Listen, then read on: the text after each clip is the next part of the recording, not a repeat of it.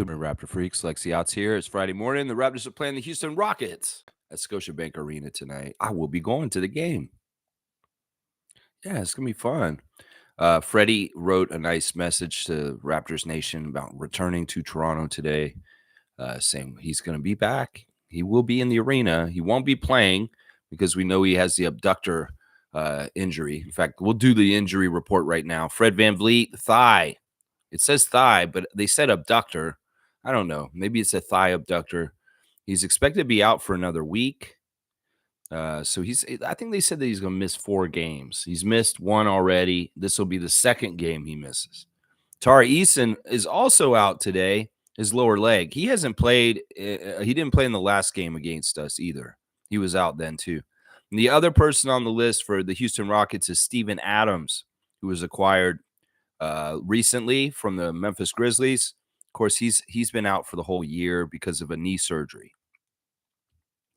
The Rockets' depth, we just saw them last week. They blew us out in Houston. Well, without Fred, it just slightly changes a bit. I think they've been starting Amen Thompson in the absence of Fred VanVleet. Amen Thompson going into the starting lineup as the point guard with Jalen Green, Dylan Brooks, Jabari Smith, and Alperen Sengun. Of course, on the bench, Aaron Holiday, Cam Whitmore, Jeff Green, Jayshawn Tate, Jock Landell, Boban Maranovic, Reggie Bullock Jr., Nate Williams. Yeah, that's the Rockets team. Now, they lose a lot. In fact, since they routed us on Friday, they've lost 2 games. They dropped 2 straight in a row since we played them against Minnesota and Indiana. So, yeah, they lose more than they win. And, well, we lost to them last Friday, and we lost to them in an embarrassing way, Raptors. So, hopefully, y'all are keeping score. RJ was not playing in that game last Friday. Well, RJ, you're going to play tonight. So, maybe you need to get things right with the Houston Rockets team and even up the season series by defending your home court in your home country of Toronto, Ontario, Canada. And guess what, RJ? You've got some reinforcements coming for your Canadian pride. Mr. Kelly Olynyk acquired yesterday in a trade deadline day deal. Kelly Olynyk is a Raptor. We'll see if he can get here in time. Once again, Josh Lewenberg speculating that Ochai Agbaji and Kelly Olynyk might be able to play tonight. It all depends on how quickly they get to Toronto, do their physicals, get everything all checked out, and then boom, they're in red jerseys tonight, taking the court at the Scotiabank Arena for the Toronto Raptors. Well, we'll have to see if that happens that way. I'd like it to. I mean, expedite and get down here, Kelly. Yeah, get down here. Drive here like JYD in a pickup truck from Detroit, Michigan. Right away. Get here. Yes. And we want to see Ochai reunited or united. I don't even know if they've been reunited with Grady Dick. Yeah, that clip of Grady going to his Kansas dorm for the first time and finding a note from the former tenant of that room, writing a nice note to him saying, I hope you will be great and you will do fantastic things. And such a nice way to talk to each other for the first time, even though it wasn't in person. Now Grady's going to be playing with his teammate, his predecessor at the Kansas Jayhawk University, on his team today. Wow, that'd be fantastic. We see those 2 new guys from the Utah Jazz show up and take to the court for the Raptors. I want to go see Kelly's Raptor debut. Come on, get here on time because I want to see you out there, Captain Canada, running in that Raptor red. I'm all about it. Yeah, they're on the injury list, but it's just because can they get here quick enough? Can they get all the paperwork done? Can they do the doctor's physicals fast enough to make these guys get out there? Yesterday was funny. Nets fans wanted Dennis quickly to get there for the Brooklyn game last night. In the comments on Instagram, says Dennis going to play tonight for the Nets? And Dennis said, no, bro, sorry, man. It's just not possible. But he did make the game. He did make the game. He did sit there. He did do a press conference afterwards. But he didn't actually play. And it's probably because they had to do the paperwork and the physicals and all that kind of stuff. And also, he caught off guard. I mean, this is the thing for Dennis. Dennis just coming back from a 6-game road trip. and he hasn't been home very much in the last 2 months. And, he's finally gonna get done to it. Now all of a sudden he's traded. He's got to come home and say, "Hi, Junior Schroeder. Hi, wife. Hi, other children. I have to get traded now. I'm going to Brooklyn." In some ways, that's so disruptive. I wonder what they do. Does like Ellen and the kids stay, like, keep in the house in Toronto since they already got it, or what do they do in this situation? Do they get something temporary and they all go to Brooklyn now? I don't know. In some ways, y'all need to make YouTube content to show me. You got to show me what happens next, Dennis. When the life throws you a curveball like this, you get traded all of a sudden. You didn't expect to.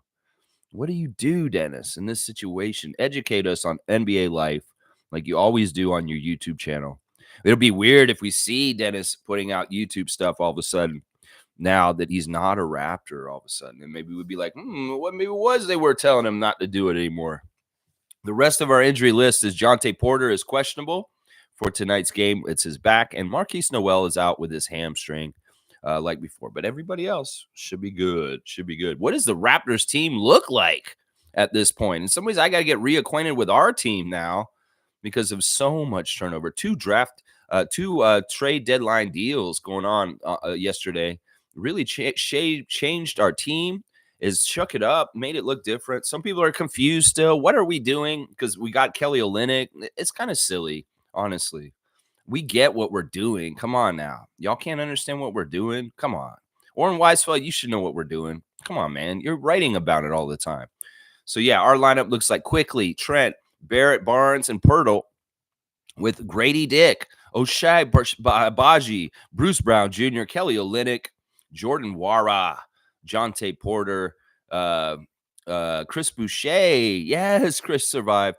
Marquise Noel. Yeah, that's kind of what our team's looking like at this point with Thaddeus gone now and Otto gone.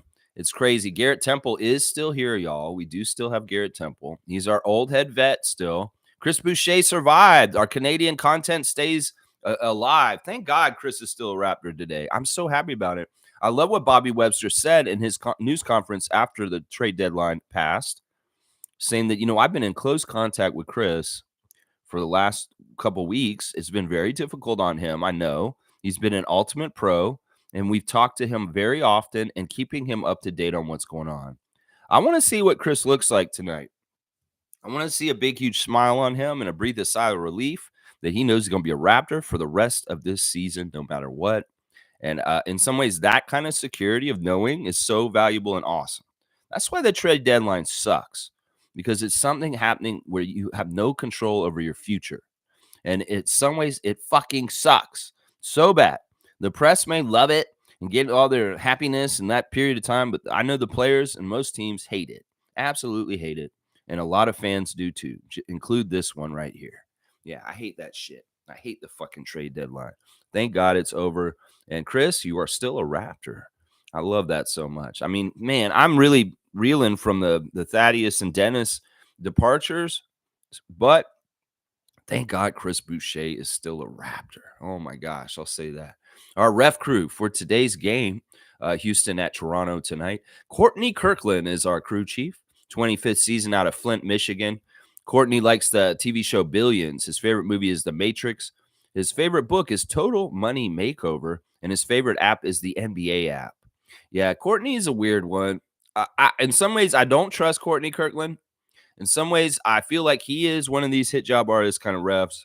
But in some ways, this game, I'm analyzing. I'm like, what do they have to gain from messing with this game tonight? Are they degenerate gamblers? I don't know. Courtney Kirkland is the worst ref for today. We've lost 2 in a row when Courtney's been refereeing for us the last 2 times.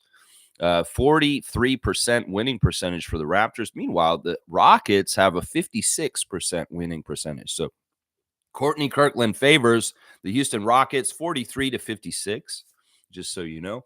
The second ref is Justin Van Dyne out of Arcadia, California, his 11th season. His favorite TV show is Entourage. He likes the Jason Bourne movies. His favorite musician is Jimmy Allen. His favorite book is Moneyball. He likes to eat sushi. His favorite app is The Chive. The Chive, what is that? Is that like a baked potato app or something? I don't know. He must like to visit Ireland and visit every MLB stadium. Well, you go on down to the Rogers Center and visit the Toronto Stadium as soon as you can. Justin Van Dyne was a police officer for 9 years in Ontario, California, before he became a middle school physical education teacher for 2 more years, and then he became an NBA ref. Once again, it's a police officer ref who's also a physical education teacher also. Yeah, Justin Van Dyne is let's see. He's the best ref for us today. We have the best winning percentage. We did lose the last 2 games he ref this year. This is the same with all 3 refs today, by the way. We've lost the last 2 games for all 3 of the refs that are reffing today. 52% winning percentage for the Raptors and 38% winning percentage for the Rockets. So 52-38 for the Raptors. Justin Van Dyne, second ref. Third ref is Brandon Schwab out of Orlando, Florida, 4th year. His favorite show is Community. His favorite movie is The Matrix. His favorite book is Man Searching for Meaning. His favorite meal is Penang curry and mango with sticky rice. He'd most like to visit Machu Picchu. And his favorite app is Apple Podcasts. He's one of the bubble refs that was hired around the bubble in Orlando, and he is stuck on. And yeah, this guy's kind of he's kind of annoying, but he's been okay to the Raptors at times too. He does favor us today over the Rockets. We win 46% of our games with Brandon Schwab, and they win 36%. So 46-36 is the split for the Raptors with the third ref, Brandon Schwab. We did lose the last 2 games he reffed, though. So yeah, that's the same with all 3 refs. We've lost the last 2 games that all 3 of the refs that are reffing us tonight. This is a weird ref crew. I'm going to say this right now. It's not as friendly as some of the ref crews we've had recently. These guys are kind of assholes. Like, they all kind of got attitude, and they're kind of like a little bit snobby. And this crew could be a little bit kind of a jerk. Watch. I'm going to tell you right now. Courtney Kirkland sets the tone, and he is very, like, if there's a referee in this league that is Kawhi Leonard, he is the Kawhi Leonard ref. Yeah, that what it exactly sounds like. He's unfeeling. He might be a cyborg. He might not be a person with emotions. Sometimes I see Courtney Kirkland out there. He's very, very robotic, and he might be an android. I don't know. I have some theories about him. And then Justin Van Dyne, he's that kind of cop that will pull you over and make some sort of bad joke, and you'll be like groaning, and then he'll write you a ticket anyway. Yeah, he's that kind of cop. And then Brandon Schwab, he seems like a nice guy, but he's a young guy, and he's a little bit I can tell he's a little got airs to him. You know, it's just like one of these kind of crews. In some ways, sometimes you get likable refs like Bill Kennedy or Carl Lane. But then sometimes you get refs that are kind of like, these guys are assholes. Well, this ref crew tonight might be a little bit asshole-ish. Let's just put it that way. We'll have to see how they do. I shouldn't preconceive my notions about them. I should just allow them to be who they are and see what it is. I was very pleasantly surprised with Scott Foster in the last game. He reffed a very good game. He did a very good job. So, all right, let's see what's saying in the comments this morning on game day. Houston Rockets, 7:30, Scotiabank Arena. Let's go, Team Canada, Toronto Raptors. That's right. We're becoming like Team Canada. People are joking on Twitter that we're collecting all the Canada player Infinity Stones to become Thanos. We need to get the SGA stone, guys. It's probably the big one that goes in the middle, the SGA one. Yeah, we need that Infinity Stone added to the collection for sure. Yeah, we got the Kelly and the RJ one now. It will be interesting to see the chemistry between Kelly and RJ immediately on this team. It'll be very interesting to see. I can't wait to see Kelly Olynyk do that blue collar kind of, I'm going to roll around on the ground. I'm going to claw and tooth, nail everything, going in there, trying to do everything, whatever I can to help the team. He's just that kind of guy. Every place he's ever played, people love him because he is that blue collar dude. He punches in with his work pail, and he gets out there and he gets after it in every kind of way, like Kurt Rambis would have in the 80s. Kelly's funny. Y'all talking about his little flop jobs in the FIBA stuff. I love that shit. If it's for us and it's on our side, we got to love that. If Kelly's doing embellishment with his movements from getting hit. You know, I used to hate it when he was on the Celtics. Oh, yeah. Yeah, Kelly's like Daniel Tice. I hate him on the Celtics. Absolutely hate him. But in other places, I can stomach him. I like him. I hated him on the Miami Heat, too. But, yeah, he's been on Pistons. He's been on Jazz. He's been all over the place. Kelly Olynyk. Well, now you're in Toronto, baby. You're home. You're home. And they're circulating this picture of young Kelly before he moved out west to BC. He was on the Scarborough Blues. There's a picture of him as a very young child and proof that he's a GTA kid in his Scarborough Blues jersey with a kid was giving him the bunny ears in the picture. It's kind of funny. He's like there. He's like, "Whoa," and some kids putting the little fingers up above his head. It's hilarious. Hilarious. I highly recommend seeking out the picture of Kelly Olynyk in his Scarborough Blues era of his childhood. It's a great picture. All right, Dana's saying, good morning, everyone. Happy game day. Let's get this win. I'm truly excited with all the moves we made. Let's go Raptors. In Masai, we trust. You know, some of the moves have been confusing to people. And Jill, in particular, we were talking about the Dennis Schroeder, Thaddeus Young, Brooklyn trade and why we waived Spencer Dinwiddie. That, in some ways, I'll explain this to Raptors fans. If it's not totally clear why this deal was made, why this deal benefits Toronto Raptors organization, is a salary dump. It's that simple. They're like, well, why would we send guys that we've been using? They've been very useful for sure, Schroeder and Young, to Brooklyn to get Spencer Dinwiddie if we're just going to waive him and not even use him. Well, it's a really interesting thing that NBA teams do at the trade deadline. It's called a salary dump. And basically what you do is you make a deal like this, and then you cut the guy you get in return, and it saves you money. And in the summer, that money in your trade, your salary cap is freed up and can be utilized. If you think about it, Thad Young plus Dennis is around $20 million is how much it is. And, that's what Spencer Dinwiddie's contract is. Well, it comes out the books. That's $20 million that we have freed for this summer to spend on a free agent. So the Brooklyn move, they're all different moves. Each of the four moves that we've made this period of time with OG, Pascal, and then the two yesterday, each did something different. OG's brought us players for now, core players, starters, RJ and Emmanuel. Pascal's brought us 3 first-round picks and a couple players, but it's really the picks about Pascal's. The third trade, the Kelly Olynyk trade, is about bringing Kelly Olynyk here and a young Ochai Agbaji because he has some upside, and these are players that we're interested in keeping and having going forward. People are saying, well, why would you get Olynyk if we're on Scotty's timeline? Because I'll tell you this right now. Kelly Olynyk is a fantastic backup power forward center that will shore up things to help us in that department. In fact, it's so good that we got him. We've been talking about this weakness and needing him.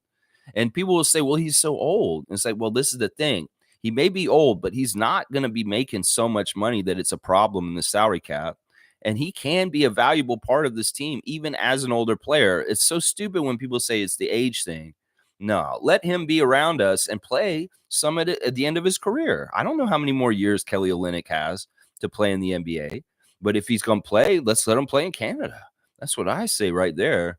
I mean, this is the other thing. Kelly Olynyk is the kind of player, just like RJ, that he can teach stuff to Scott. Think about the way Kelly Olynyk plays on the court and wonder about how that would rub off on Scotty. We know Kelly Olynyk's that guy who'll get on the floor. We know that Kelly Olynyk is a very cerebral player. He may not be the most athletic and talented player, but he's smart and he understands NBA. He understands all the players. He understands scenarios, and this kind of stuff could be so invaluable to young players on our team like Scotty Barnes. So I'm excited about Kelly coming to teach some of his dirty tricks, some of his ways that he looks at referees and how they ref and how to get one past the refs. He could teach Scott some tricks. I'm going to tell you that right now. He really could. He could teach Scotty how to draw fouls better, I'll bet you. He said, yeah, no, if you want to embellish what happened to make them call it, you got to go this way, Scott. Move this way when you flop. It's just kind of like when James Harden showed up in the Sixers and he taught Joel Embiid how to flop. Well, maybe Kelly will teach Scotty how to flop. Another thing occurred to me recently, and nobody's talked about this since Scotty became an all-star, and this is important to note. Scotty would not have become an all-star this year if we had not traded those trades earlier this month. Think about it, seriously.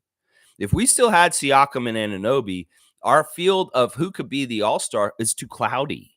In fact, Siakam being on our team still, he bars Scotty from getting all-star.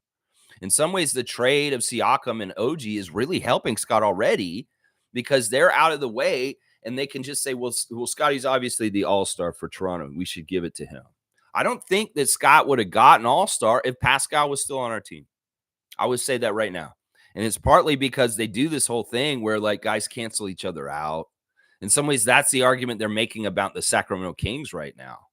It's like, oh, Fox and Sabonis, they're both really good. We can't have them both. Well, we just won't have either of them. We'll just won't have either of them. We'll have two Lakers instead. Yeah, that's fucked up. But I really do believe this, that if we had not traded the Anunoby trade and the Pascal trade, Scotty wouldn't be an all-star today. Seriously, I believe that. I believe that. He would deserve it still, but in some ways that it's too cloudy about who's the man. It's too cloudy about who's carrying the Raptors and the record right now. You know, Pascal's gone. All of a sudden, hey, yeah, Scotty's an all-star. Give him an all-star. I don't think that happens without those trades. Seriously, y'all. Because they kind of muck up like being too equal. And then it's like, oh, well, they're both kind of, we can't have both of them. So we won't have either of them kind of shit. That's what happens. Yeah. Yeah. These trades are awesome. The Ford trade. All right. Let me, once again, we got a veteran backup center in this, the third trade, this first one yesterday. And the second trade was a salary dump. It's basically a salary dump. And some people will be like, well, why did we do that? That makes us worse. Well, in some ways, that's good. That's good that we lost Dennis and Thad and we didn't gain anybody back. You know, there's a couple of reasons why that's good. It's good for the salary dump, which I explained already, which will free up $20 million of our salary cap. You add in Bruce Brown's team option and you don't add him back in. You got $42 million all of a sudden of extra cap space that you can mess around with this summer. And honestly, I don't even think it's the draft that Masai is interested in. It's the cap space and the free agency this summer where he's going to get the home run. We're going to get a good draft pick. Don't get me wrong. But I think that where he's going to make everybody really impressed this summer is when he spends money on free agency this summer. Seriously, he's gearing up for this. It may be that he's just going to double down and give a lot of money to Scott. But I think there'll be a new name coming and it's going to wow people. It's going to wow people on top of this. Maybe it's another Canadian guy. Maybe we're going to do something crazy and really are going to start stacking a Canadian team on Toronto Raptors. I mean, Bobby said it kind of yesterday. He said, look, we value the bonus of Canadian players coming back to play here and wanting to be here. He literally said that. We want Canadian guys because they want to be here. He said that. I mean, that's good. In the past, in Raptors history, some of the Canadian guys did not want to be here. Let's just put it that way. They were like, I don't want to. I know Nash personally. I asked him. I said it. I said, Steve, will you ever come and play for the Raptors? I personally asked him when I hung out with him 20 years ago, like I was talking about the other day. And Steve told me this. He said this to me. He said, Lexi, I don't want to play for the Raptors. It's too much pressure. It's too much. I'm the main Canadian guy in the league, and you put me on the Canadian team. And that's just kind of, in some ways, too much pressure. I'm not interested. And then the other thing he kind of intimated to me was he's a West Coast guy. He's always been a West Coast time zone kind of guy. And that's why for most of his NBA career, he only played in the Western Conference. He played for Phoenix, the Lakers, Dallas. He didn't play for an Eastern Conference team at all in his whole entire career. When he came and coached the Nets, he was in the wrong time zone. I would have told you that. It's like, oh, he's going to come and coach the Brooklyn Nets. Well, that's not Steve's time zone. He's Pacific guy, bro. What is he doing coming to the Atlantic division and coaching in the Eastern time zone? You know, that's what he said to me in like 2000. He told me he'd never play for the Raptors because there's too much pressure. I wanted him to, too. I was politicking. I was recruiting for the Raptors to try and get Steve Nash to come play for us. And he told me he wouldn't. Now, things have changed, I guess, because we won a championship and because we're a more bona fide organization of excellence with Masai Ujiri leading it for over 10 years now. People are attracted to coming here, and RJ's all about it. Obviously, RJ's all about it, and I want to see how Kelly is when he shows up. I want to see if there is some sort of bonus for being Canadian and being on Raptors at this point. I think there is. We're seeing it in RJ. We'll have to see how Kelly plays. So, yeah, this is good development. And I like Bobby saying that the Raptors are interested in getting more Canadians and keeping on this team. And we kept Chris. I love it. Chris is here, MSJ. Hello. Off to tonight's game. I did feel the trades made sense enough going into the new cap situation. Dennis is gone, sad, but Brown is still our backup point guard. I like Kelly and Abaji as a project. Yeah, there's a lot in there. So you're going to the game too, Chris. That's awesome. That's awesome. Yeah, I'll be there. Yeah, and with Adriana, we're gonna go. The trades made sense going into the new cap situation. Yeah, the new cap stuff is starting this very soon. The new rules, and it's restricting teams in new ways, but also opening things in some new ways too. And the Raptors have to know the rules and understand the new salary cap stuff and adjust and make the right moves. It's very much a ledger move. It's clearing space on the books to allow for flexibility this summer. And everybody who's getting, the idiots that were in the Bobby Webster press conference saying all this stupid shit, they don't understand basketball. They don't understand that move. They think that was a loss, an L. That's the Brooklyn move. They don't understand basketball. They don't understand management. There's a lot of smart salary cap people that are saying it's a brilliant move by Masai and Bobby. The Dennis Schroeder, Thad Young salary dump. It's sad. Thad Young got waived immediately. In some ways, I don't know if Thad Young's got an NBA career at this point. That's a shitty thing about this. A lot of guys got waived yesterday. The buyout market is going to be impressive. And that's another factor in this whole thing is we have 2 open roster spots. We have 2 spots that we're going to get 2 more new players that we can fill with whatever we need for what we think we need as far as in the ingredients in the stew.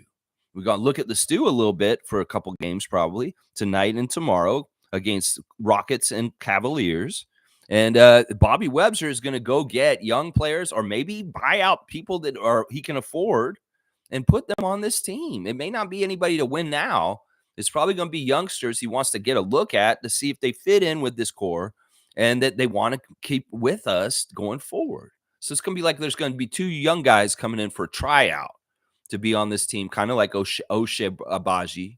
Yeah. So there's more guys coming. We got new players coming. We got 2 new Jazz guys coming, and we're going to have 2 new guys that are unknown that are coming also in the next week or so. So that's going to be awesome. Yeah, I like Kelly's not a project. And now Oshe, I don't know. He's been weird. Like he came in the league really good the first year. And this year's been kind of like so far. And I think that's why the Jazz were willing to part with him.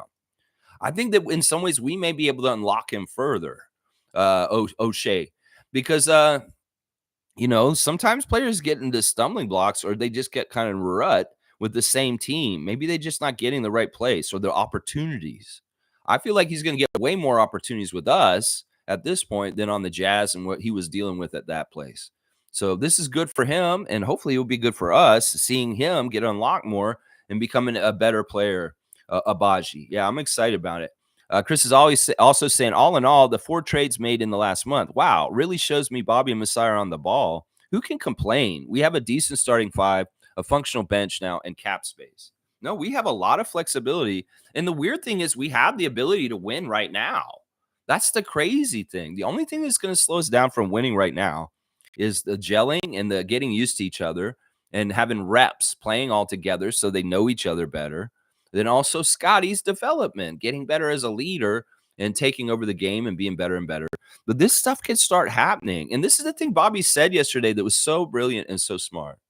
They're not playing to tank. They can't do that because they understand that the lottery makes it unrealistic or stupid to do that. We could lose on purpose. And we could be the 3rd worst team in the league, the 3rd worst team, not even the 6th worst team. And we could have the ping pong balls go a certain way and we fall out of the top 6 picks and we lose our pick anyway. So that's the thing. The way they made the system in the NBA is anti-tanking. And that's why when fans always said we should tank, it's never a realistic option. It's never a realistic option because they'll penalize you for doing it. First of all, if you do it overtly, and they can tell you're doing it, they will penalize the franchise with fines and taking away draft picks. Second, you do it, it doesn't mean you're going to get it anyway because they made a system that will not reward failure. And that's the whole thing right there. So every single time people say, "Oh, we should tank," it's the stupidest thing in the world because it's just not an option anymore. I tried to tell people this last year that they've changed the rules. It's just not a fucking option anymore to tank. And they say, "Well, what about Wemby? What about San Antonio?" They're lucky.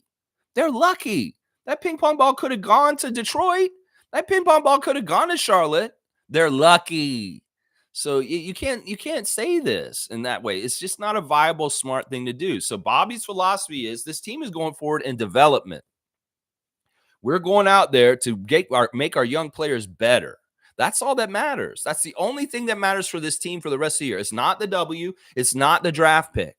The only thing is, and it may be kind of in the middle of both of them, is winning through development, developing our guys better. And if it gets W's, that's the good thing. But it's development that matters right now. It's the development of the team. And it may not add up to a win every single night, but we want to see progress. We want to see Grady get more minutes. We want to see Grady put in more situations where he gets tested in tough situations. So that's the goal for the rest of the year is development, is developing Scotty as a number one franchise player and a leader on this team, is developing the guys together so they get better and more accustomed to playing with each other in this new unit. And it's not necessarily about getting wins. We would like to win. Of course, we're playing to win. We're practicing to win. We're practicing playing games to try and get to winning every single time. But it may not add up to it with our current team against the other teams that are more established and have their shit more together because they've been together for a whole entire year or half of a year. And we've just gotten everybody together now. This is very much a big factor in what will determine whether we're going to win or lose right now, Raptors fans. Is we just showed up and we're together for the first time. It's like strangers in the night just met and they're going to play basketball. They don't fucking know each other.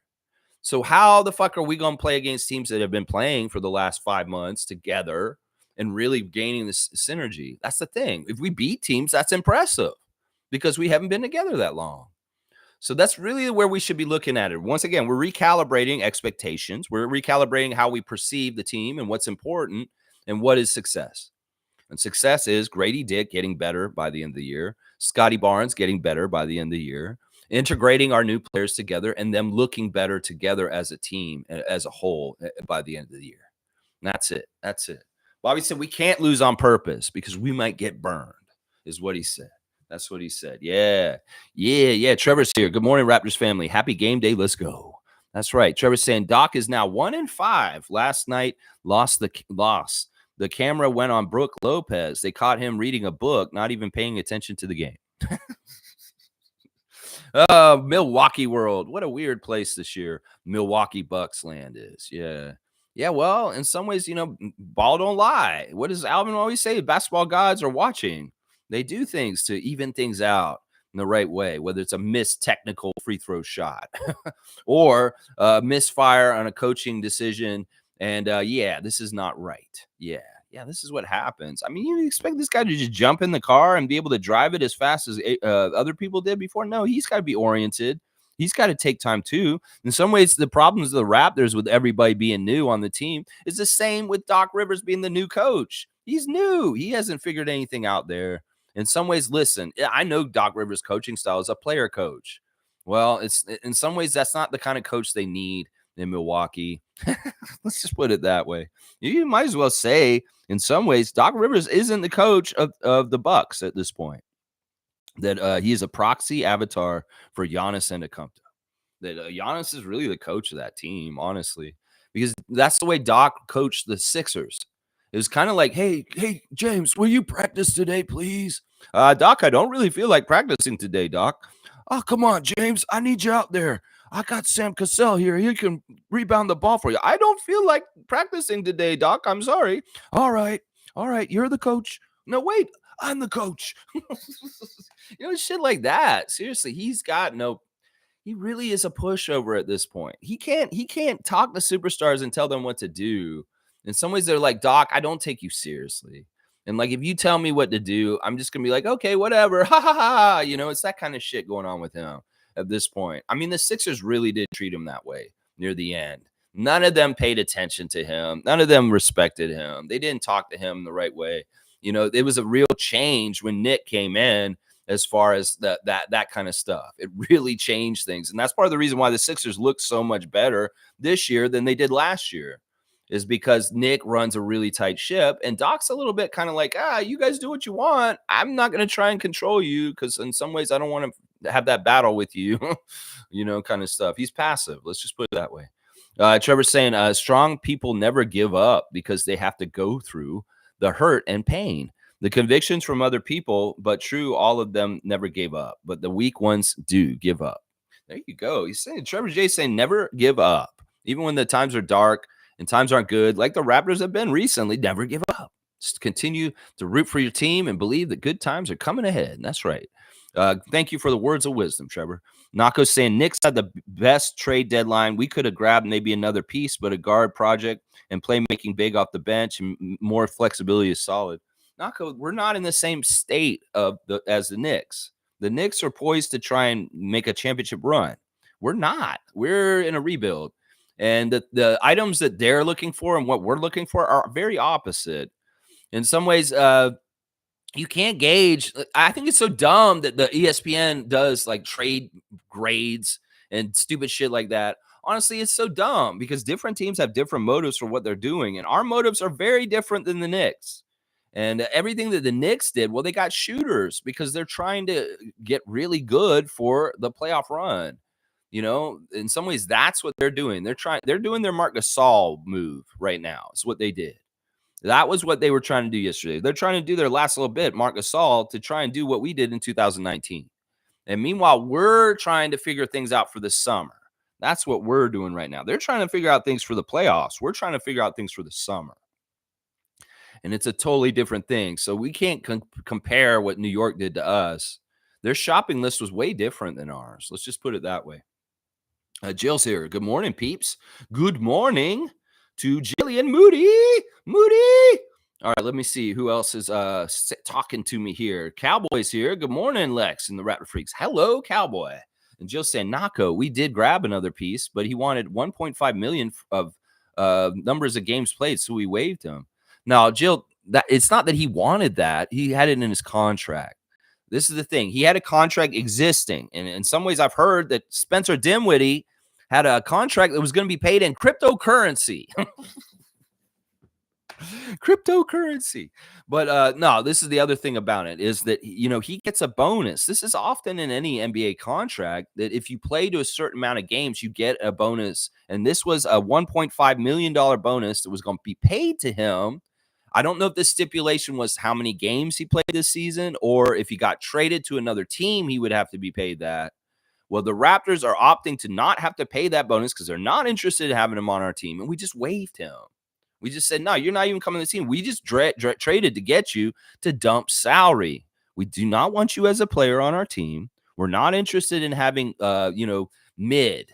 That's what he is. He's mid all around. He's very good in mid.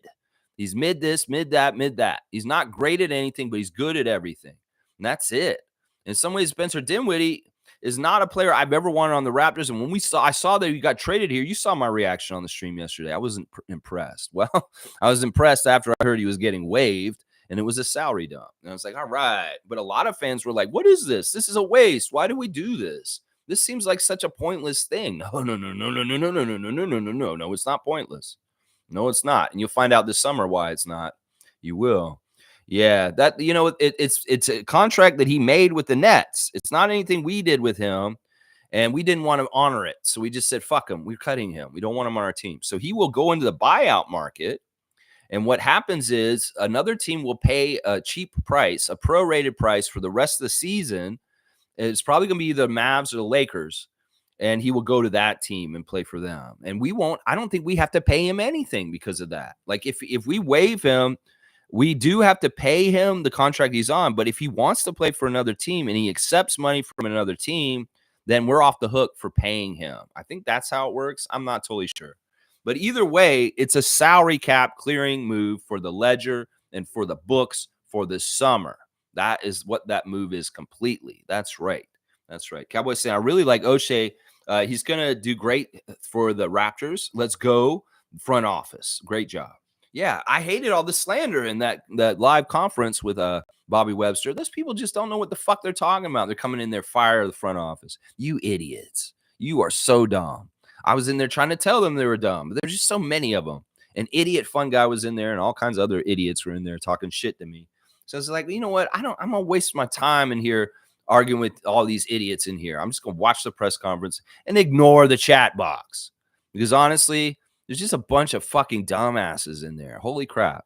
They don't understand what the front office is doing. Well, I don't know. Maybe you need to watch my stream, or maybe you need to just like get an education on, GMing and what people do. Once again, these guys are doing a job that you don't understand, average NBA fan. You don't understand GMing in the NBA. You really don't. Y'all act like you do because you play your NBA 2K and you do shit on there with moving people around and rosters. But that's not the real world, you dumbasses. That's a video game. That is not how the real world works in the NBA. Come on now. I wish y'all were smarter, but you're not. There's really, really stupid people. And they were in that chat yesterday in Bobby Webster's live stream. Very dumb people. Like really dumb people. I couldn't believe how stupid. There were overwhelmingly more stupid people in that chat than intelligent people. Let's just put it that way. All right, let's see. Good morning to Jill. Pronounced O'Child. O'Child? That's not what I saw when I looked it up. I mean, I can go look it up again. I looked them up yesterday. Because I got the pronunciation on here. Oh, it's O'Shea. It's O Cheye. O'Shea. O'Shea. Abaji. O'Shea Abaji. That's how it says on Basketball Reference. I don't think it's O'Child. O'Child doesn't sound right. Jill's saying, got to go play pickleball for a bit. Oh, how are you? You can play pickleball? You like to play pickleball like Mark Davis and Scott Foster? That's funny. I think it's like badminton. I don't even know what pickleball is. That's how out of it I am. I guess people my age should be playing pickleball. Well, I'm not a hip 40-year-old because I don't know what pickleball is. I really don't. I've never played it, honestly. I don't know if I'd be interested in it. I don't know. It seems like it's so very like trendy right now. It's a very trendy thing to do right now. Everybody's talking about it. Pickleball. Yeah, I don't know. Maybe I should go play it or something. I don't know. Let's see. Who me? I'm good. Okay. Good. All right. Chris is saying, yeah, the Knicks did well. For the Raptors, Bobby W said that this is a process of a few years for us. They have a game plan, and I'd say it's going well. The Sixers, however, Nick Nurse must be crying. Well, they did the moves to get Kyle Lowry. I think it's just a done deal. Kyle Lowry is going to be a Sixer. He's going to be reunited with Nick Nurse very shortly. That, moving Patrick Beverley to Milwaukee is very much the sign that Kyle Lowry will be in a Sixers jersey very soon. And as much as I'm going to hate that, as much as I'm going to hate watching it, in some ways I'll still love Kyle, but I'm going to hate this so much. And I'm going to be rooting against him just the same as I was before. I won't be rooting for Nick Nurse and Kyle Lowry to have success on the Sixers. Fuck that. Any Raptors fan who's kind of like, yeah, I like that. I want them to win now. Y'all search your feelings on that. Where are you going with that? Seriously, think about what you're saying. Seriously, any Raptors fan who's turning and like, I think I might root for the Sixers now because Kyle's on there. Fuck that. Don't do it.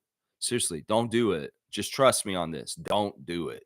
Seriously, don't do it. No, don't do it.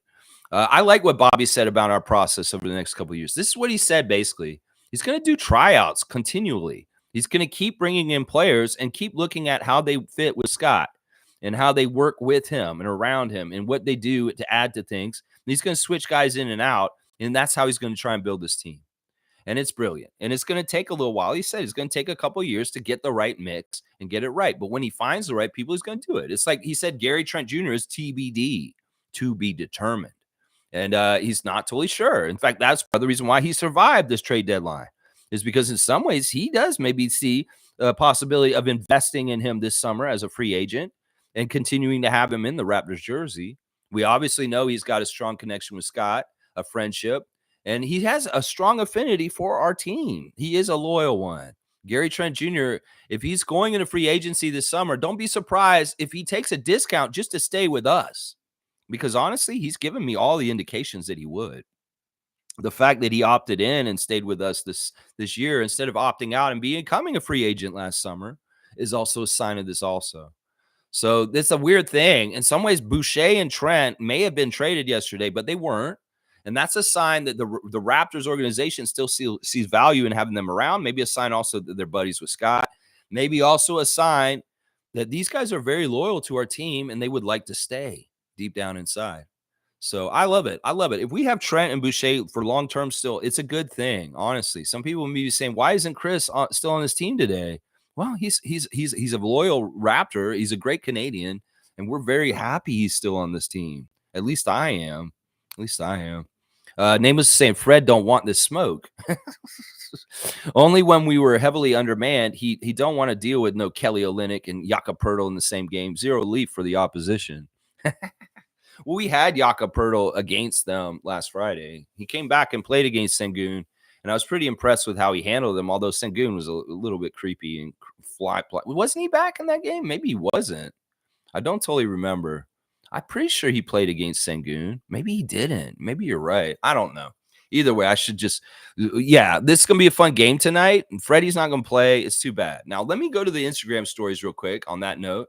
I'll start with Mr. New York City, Marquise Noel. He's saying, Jesus is calling. I am above all things, your problems, your pain, and the swirling events in the ever-changing world. When you behold my face, you rise above the circumstances and the rest with me in heavenly realms. This is the way of peace, living in the light of my presence. I guarantee that you will always have problems in this life, but they must not become your focus.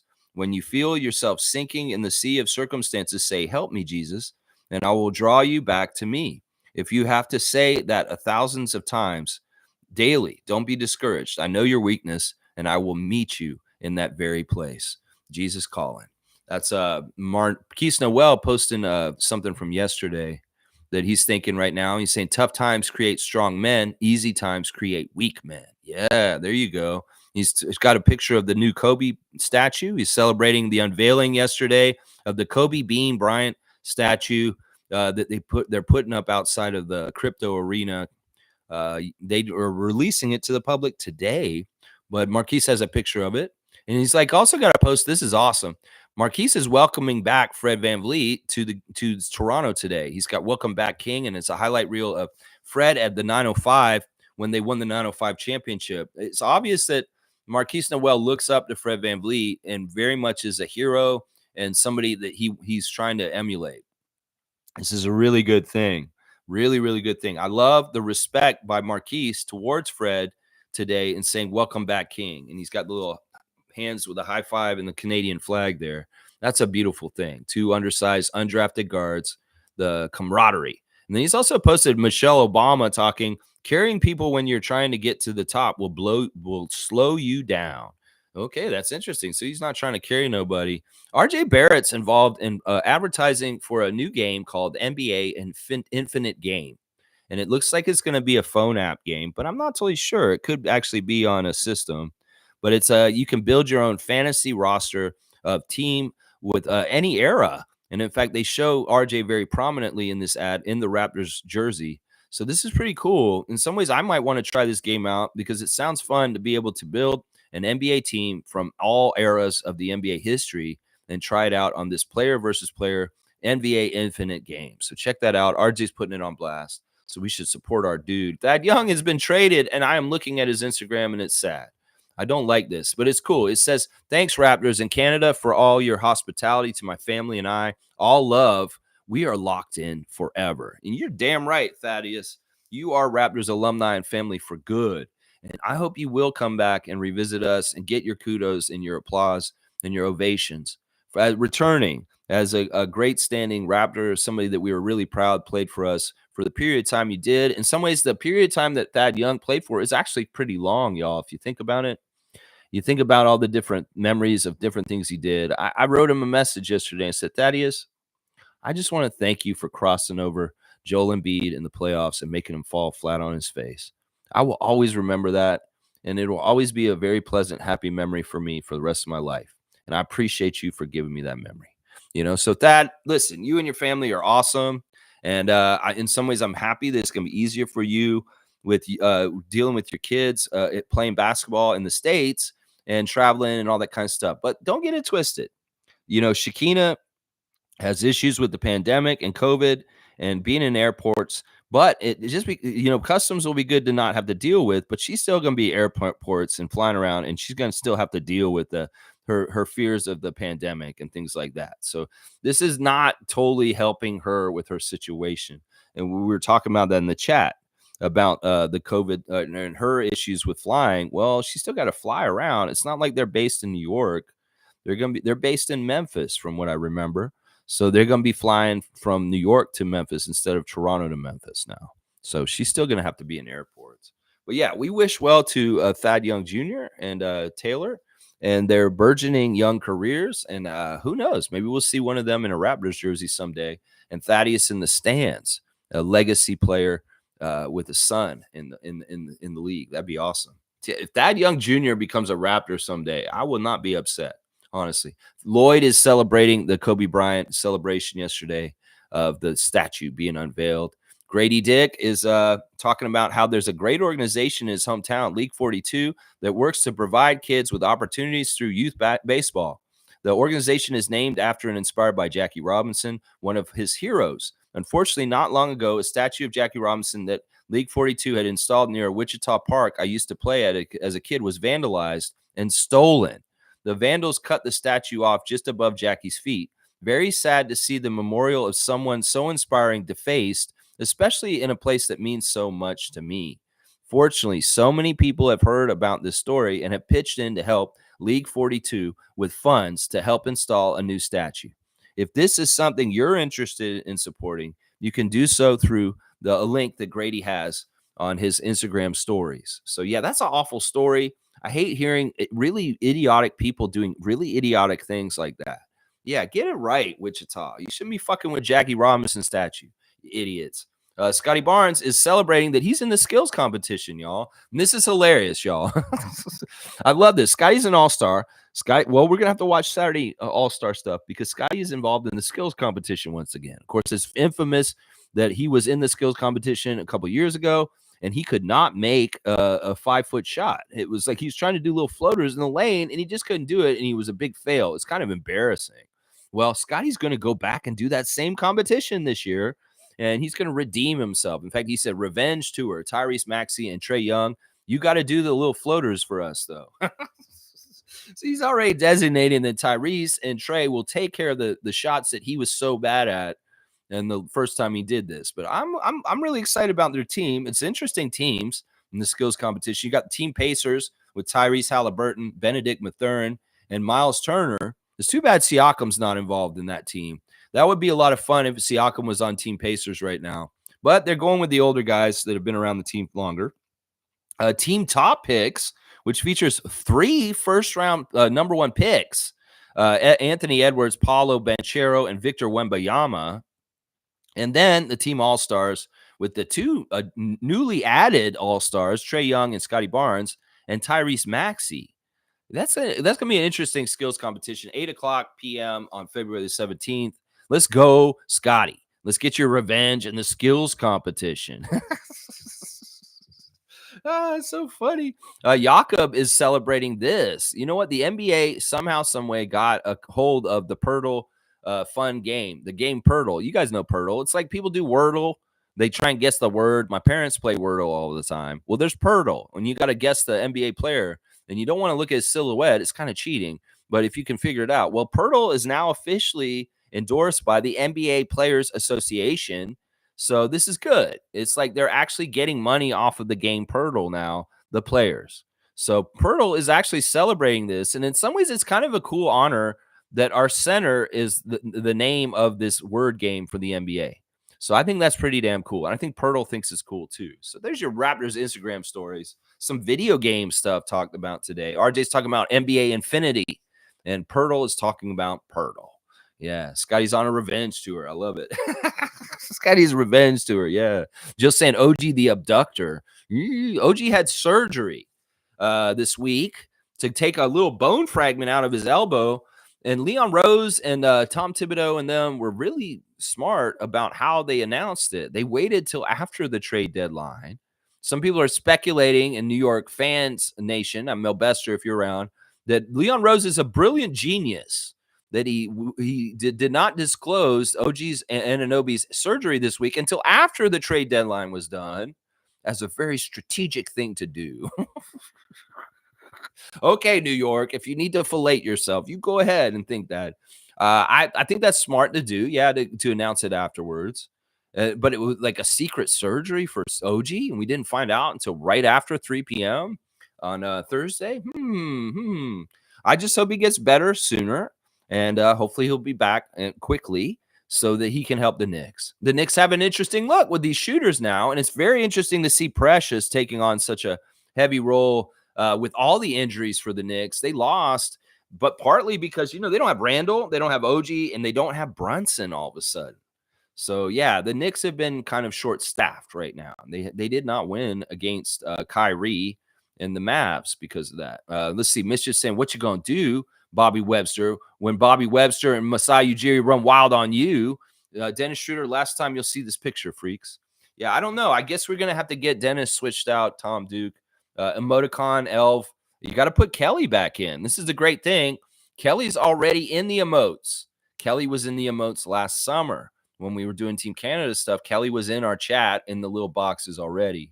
So we've got the Kelly box already. We just got to re-add it, Tom Duke. So in some ways, you got to switch Dennis out, sadly, and put Kelly Olynyk in there. Yeah, put him back in there. That's right, Tommy. You can help me out. Emote gnomes in the night. Can you switch it for me? Can you do something for me? Yeah. Chris is saying OG is in for surgery on his shooting elbow. See you at the game, Lex. Yeah, maybe you'll see me, Chris. I don't know. We're going together. It's a date night. Adriana and I, we haven't seen each other in a little bit, so it'll be good for us to be back together and go to the game together. But she's extremely busy. I'm barely going to get to see her. It's really kind of, we're just going to the game, so I want to soak up as much time with her, just the two of us, because we really don't see each other very much right now. Infamous is saying, salute, freaks. Good, bad, KO will unlock this team on a whole new level. Big that everything well. Sad to see Dennis go. We did him dirty, in my opinion, even though I know the reason. What, you saying you know a reason why this happened to him? No, the reason is it's salary dump. It's salary dump. In some ways, I think Dennis fit. And Dennis was doing better things with Scott. And I could tell him and Scott were getting respect and feeling really good about their relationship with each other. This just sucks that this happened. In some ways, I get it. I totally get it. But either way, I'm not going to speculate anything. I'm not going to say we did him dirty. He knows it's the NBA. He knows this is a business. And the way Dennis Schroeder is, he's going to make the best of whatever situation he's in. This is just like with starting or coming off the bench. It's the same thing. He's just an ultimate pro. He's going to show up, and he's going to be an ultimate pro for the Brooklyn Nets. He's an ultimate pro for the Raptors, and we appreciate him. I will always stand up and speak well of Dennis Schroeder because I like him. I like him a lot. I think he's an amazing person. And I think that, we were lucky to have him in a Raptor jersey just for half season. I'm really proud of that. In fact, it was really nice that we had him during the aftermath of the World Cup, the MVP of the World Cup. That was prestigious. I wish that Raptors Nation had treated Dennis being on our team a little bit more prestigious, because seriously, this was the FIBA World Cup MVP and gold medal winner. And nobody gave a shit about that. You fucking losers that overlooked that about Dennis. Yeah, and didn't respect him partly. That you're idiots. You're losers for not understanding that. You're more looking at the LA contract situation and judging him for that. Well, you should have judged him for getting that gold medal and that MVP this past summer. Either way, that's the way I look at it. Jill's got Dennis on blast. He's going to be there for now. For now, yeah, we wish him luck. Jill's saying Dennis said his agent called him while he was in bed twice. He didn't want to. He was probably sleeping. He's like, he just gotten back from a road trip, and he's just like, finally I'm home. It's that kind of thing where it's like you went away for so long. You finally get to see your kids. You finally get to see your wife, and then your agent calls you and says you're traded. You got to go to Brooklyn. Get on a plane. That sucks. That sucks. I'm going to tell you that right now. Their season has been very chaotic. Very, very chaotic. Let's see. Isaac saying, sounded like a surprise, eh? I think it was a surprise. Although Dennis was interviewed earlier this month about the trade deadline, and he said, look, I've had to go through this trade deadline so many years now in the NBA, and there was only 1 year that I got traded on the trade deadline. So often it's just something that goes by and it doesn't happen. Well, this is the second time you're going to get traded on the trade deadline, Dennis, apparently. And well, you've been through it before, so it's not your first rodeo, at least. So we'll have to see how it goes. Jill saying, remember, Young's kids always stayed in the States. Shakina traveled. Well, they came up here too. You'd see his sons at the games very often too. They would all travel together. It really depended on their schedules. Like sometimes Shakina would be kind of in between places because, Thad would be playing a Raptors game and Thad Young Jr. would have a game himself.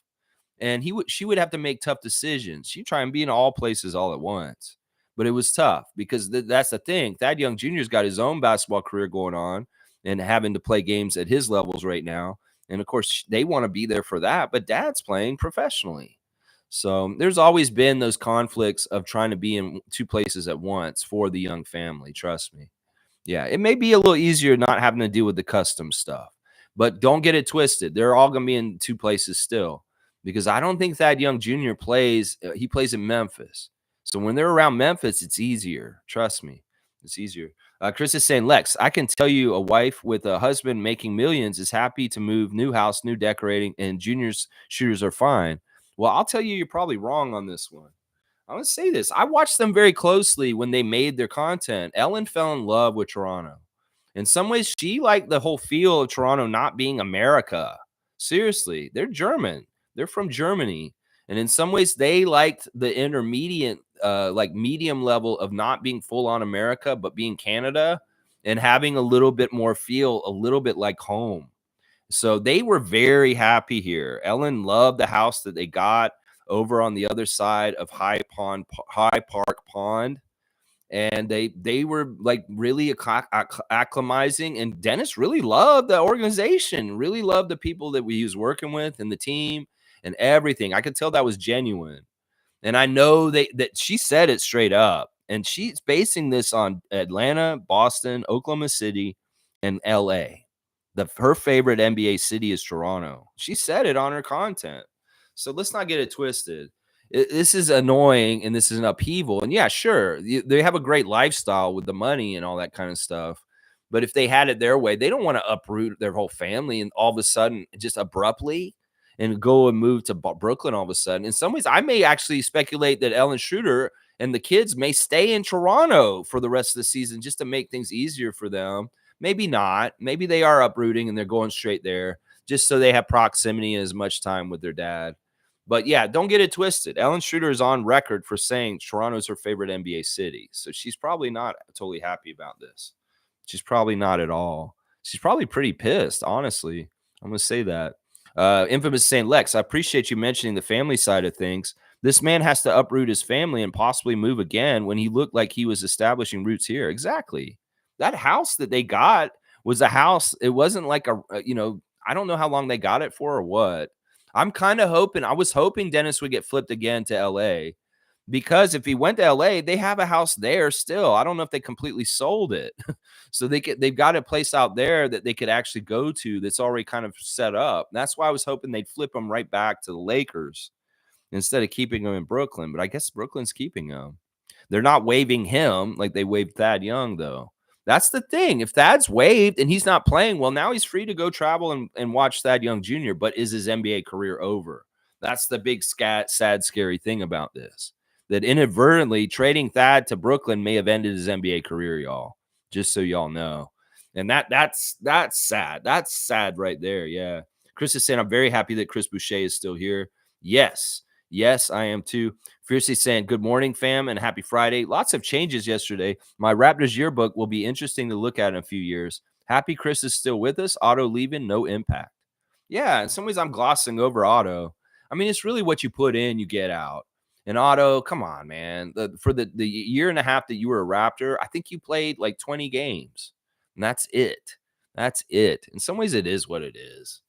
Whatever. I'm not mad at Otto. In some ways, I'm happy to say he's a Raptor alumni, and he's cool. He's cool. I'm not overly like enthusiastic about him, but I'm not like anti him either. And he's fine. Otto's cool. Some people are gonna make jokes and say things about Otto Porter and his time as a Raptors, but it's stupid. It's useless. Why do that? Why do that? Jill saying a shock for Dennis in bed. It's like that old game where you just say any statement and just add in bed at the end of it. Whatever. Nameless saying, don't get it twisted. Boucher is gone in the offseason. The right deal wasn't available. I'm pretty sure he won't even play moving forward. I don't know if that's true.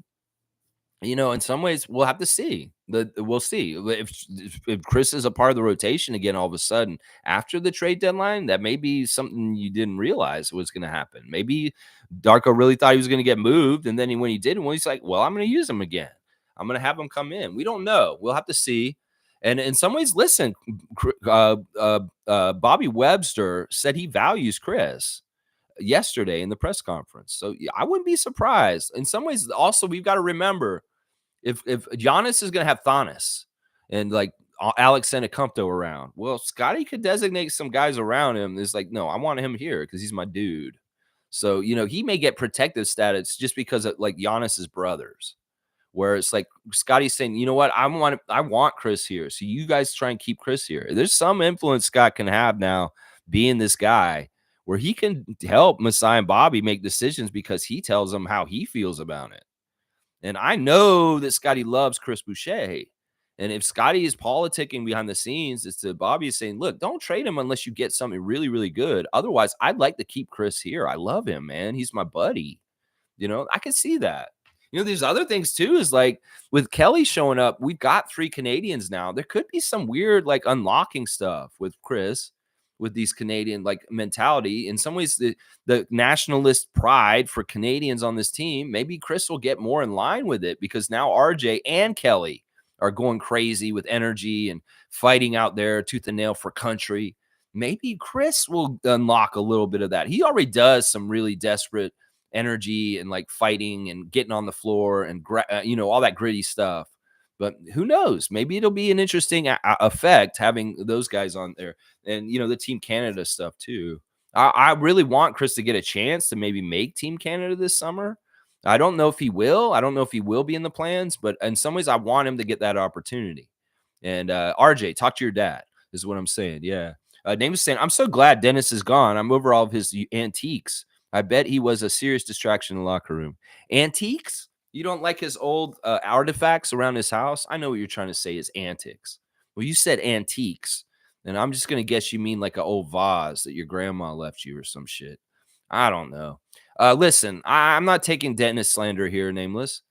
We appreciate Dennis for his time served with the Raptors, and I'm not taking slander like this. He had antics. You don't think he didn't have antics? That's bullshit. People try to paint the character of Dennis in his absence or just what they think, and they're absolutely wrong about him. He's a very good teammate. He's a fantastic pro, and there's no antics or antiques, whatever the fuck you're talking about. They have all new stuff. They don't keep old things at their house. I've seen their house. It's on YouTube, and they don't buy antiques, and he doesn't have antics either. And he wasn't a serious distraction in the locker room. In fact, he was a good mentor and a good leader. And he kept a good quality assurance of a certain level of quality as far as how you should carry yourself as a professional. You say that that's antics or a distraction in the locker room, that's a problem? No, that's not. That's helping people to become more professional and play in the right way. You're completely off on that. Smooth saying, was reading that Dennis wasn't happy being a backup on a rebuilding team. It's a possibility he might have asked to be traded. That could very well be. I mean, but I don't think that's exactly true. He was bought in. He liked being with a Darko. Once again, people who have blank coloring books are going to try and fill in the colors themselves. There's obviously ways people can speculate certain ways and think this and think that. No, I think this caught him off guard. The way he's been acting recently, acted like he was bought in and he was looking forward to a partnership with Scotty Barnes and teaching him more and more in the future. So I don't necessarily believe this rumor. Once again, I will say this, that people have empty coloring books with nothing colored in. People like to fill shit in with bullshit, and this may be that. I know he wasn't exactly thrilled to come off the bench, but once again, he's an ultimate pro and he doesn't care, and he was getting important minutes and he was getting to play a lot of minutes. He was getting opportunities, so I don't see this as being an issue or a thing where it made him say, "Oh, I don't want to be on this team anymore." I don't think that's true at all. I don't think that is true at all. So once again, we got 2 kind of bogus comments in a row right here. Jill saying a baked potato app, laugh out loud. Yeah, baked potato app. It tells you how long you got to cook it for. Fiercely saying that was so valuable, and I find it sad he was waived right after the trade. I also feel for Dennis, especially for his family, for more changes. I know they signed up for this, but still, wishing him luck. See, that's a humanitarian. That's the right way we should be looking at this. Not taking pot shots at Dennis on his way out, not speculating that he asked for his way out. There's no indication that any of that is rumored is true. In fact, I think that the way he reacted to it by being in bed, well, if he asked for a trade, Smooth Brown Man, why the fuck would he be sleeping during the trade deadline? He would be waiting for it on the phone and looking for it. See that there? I just winders that shit, and that doesn't make any fucking sense. That rumor. If you think about the facts of what we know, he's asleep during the trade deadline. If he's so anxious to get out of Toronto, why would he be asleep when the action's happening? He'd be on the edge of his phone, looking at it, waiting to hear the news that he got traded if he wanted to leave so bad. I just winders that shit and blew a hole right through that rumor right there. That's just logical, right? If he's so anxious to get the fuck out of Toronto because he's a backup on a rebuilding team, well, then why was he sleeping when the trade deadline went down? Yeah, why was he sleeping then? I mean, come on, let's just use some common sense here and just think it through here. Yeah, he was blindsided in bed, just like Jill said. Exactly. He was blindsided. He didn't ask for that trade. Let's see. Nameless is saying too many apologies from Dennis in a short period of time. Dancing on my last nerve. What are you talking about apologies? What do you mean apologies? Where was he fucking apologizing? And to who? Seriously. Nameless, I love you, man. You're my Italian teacher. Just because Dennis is gone, you can silently enjoy that he's gone. You don't need to kick him in the ass on the way out. Seriously. In some ways, that is anti-Raptor Freak behavior here. And as much as I hate Darko slander right now, I'm not going to. It's the same thing with Fred and Pascal and OG. These guys just left our team as heroes to me. And they're not people you want to kick or to put down on the way out. That's not the way we deal with things here. You know that, Nameless. So be careful. Tread lightly. And let's not sully Dennis Schroeder's name right now. There's no reason to do this shit right now. Seriously. Just because you're glad he's gone, a lot of dumbass people in comments yesterday were celebrating that Dennis was gone. And I was like, this is not something to celebrate, y'all. Y'all acting like this is like something jubilant to be. No, this is not. He was a very good player for our team and very helpful. And honestly, there's not a whole lot about this to like other than the salary dump. And that's it. So, I mean, seriously, I'm not with this at all. Dancing on your last nerve? Why did he bug you so much? What did he do to hurt you, Nameless? Why is so many people have so many personal problems with Dennis? Like, why? Is it because he's a very outspoken, a very, in some ways, sure of himself man that's successful and doing good things? Or they're just haters out there because they see a family man that's excelling in life at the highest level and doing good things and doing it right? They just want to hate on him. I don't get why people hate him so much. I seriously don't. I seriously do not understand why people hate Dennis Schroeder so much. Is it because he's a darker skinned man? Is that what it is? Is it some racism shit? Because Dennis is a really dark man? I mean, sometimes that's a factor in things, seriously. I don't know. In some ways, I just wonder, why do people hate Dennis so blindly? What the fuck did he do to you? Seriously. He made a mistake financially with the Lakers, then you make fun of him for that? Like, he didn't even do anything wrong or anything, people. He made a mistake financially and people judge him for that. It's ridiculous. Seriously, I'm not going to stand for, listen, I know he's gone, but I'm not fucking talking shit about him now that he's gone. And people that do that will get strikes, is what I'm saying right now. People will get strikes. You feel for Thad, Jill? Yeah.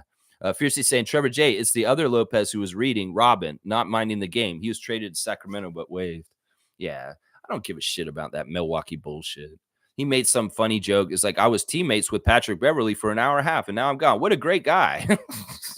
Some dumbass tweet about that. Kevin saying, we could have Spencer kept. Understand? I don't understand why he got waived. We could have kept him. We don't want him. He's a dead end, Kevin. He's a dead end. He's been in this league for a long time. He's never, ever gotten more better. In some ways, he's exactly what you get with him. In some ways, I was like, yeah, I mean, I can understand why you bring him in over, in some ways, he's a better shooter than Dennis. That's maybe the only thing he has on Dennis is he's a better shooter than Dennis. But otherwise, most everything else he does is less or worse than Dennis. So I don't know. We could have, but that wasn't in the plans. It's a salary dump. And in some ways, we're thinking financially, we don't want to pay that bonus. In some ways, you're definitely not part of our plans. We don't need to try you out because you're not going to be a part of what we want to do. So we're just waiving you. And that it's a cost-cutting salary dump.